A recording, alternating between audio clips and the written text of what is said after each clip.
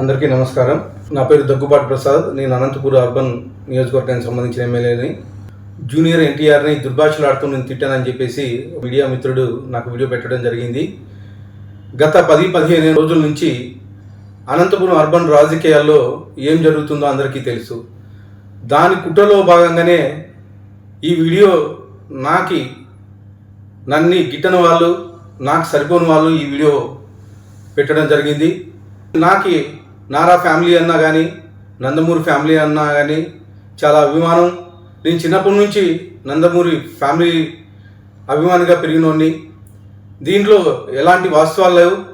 ఖచ్చితంగా ఈ వీడియో కానీ, ఈ ఆడియో రికార్డు కానీ నాది కాదని చెప్పేసి తెలియజేసుకుంటాను.